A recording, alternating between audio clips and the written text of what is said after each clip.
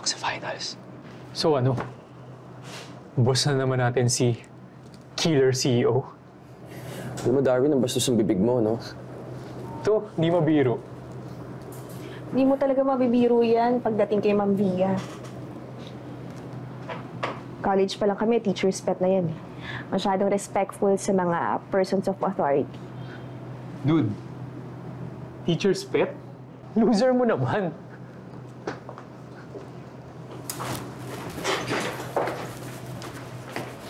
Nix. Uy, Nix, sorry no. Hindi ko naman gustong saktan ka eh. Sino namang may sabing nasaktan ako? At saka sino ka para masaktan ako?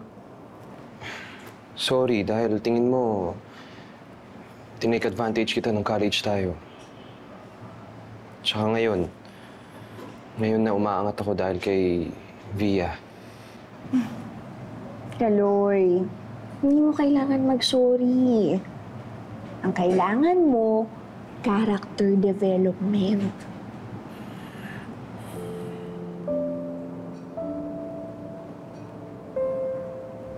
Nix, hindi mo naman ipagsasabi sa iba to, di ba? Ayun! Eh di lumabas din yung totoong rason kung bakit ka nagsusorry. Kaloy, kaya kong umangat sa posisyon gamit yung skills ko. Okay? Ngayon, excuse me, dahil kailangan ko pa mag-prepare for meeting with your girlfriend.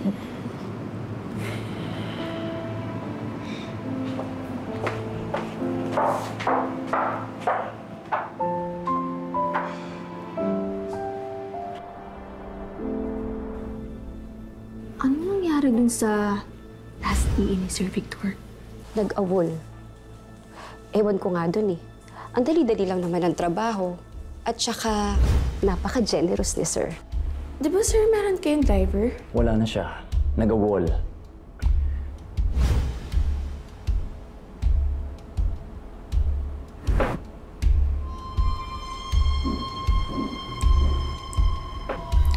Hindi.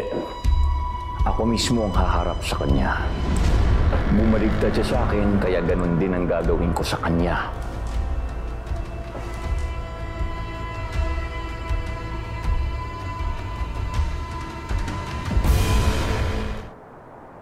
Yan po yung latest design for Tower 2 ng Alegria. Si Carlos bang gumawa nito? Yung team po. Pero approved na naman yan ni Miss Trina. Konting changes na lang. Nakikita mo ba si Trina dito, Nika?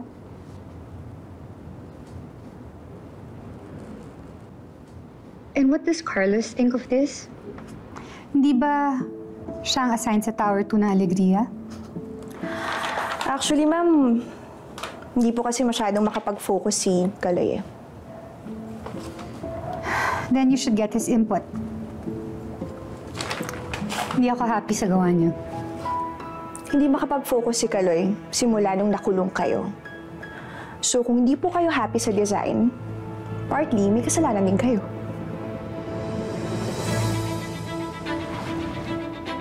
Excuse me?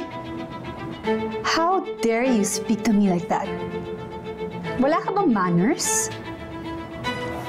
May manners po ako, ma'am. Kaya nga hindi ako nakikipagrelasyon sa mga katrabaho ko. Alam ko yung tungkol sa inyo ni Kaloy. I don't know what you're talking about. Siya mismo nagsabi sa akin. An employee claiming to be sleeping with his boss. Wow, how original. Kilala ko si Kaloy. Hindi siya magsisinungaling sa akin. Alam mo, Nika, nagsayang ako ng oras sa kulungan. Hindi ako magsasayang ng oras para sa mga chismis mo.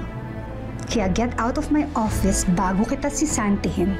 And trust me, this time, I will have you blacklisted sa lahat ng firm all over the country. Get out. Wait. Ayusin mo ang trabaho mo, ha?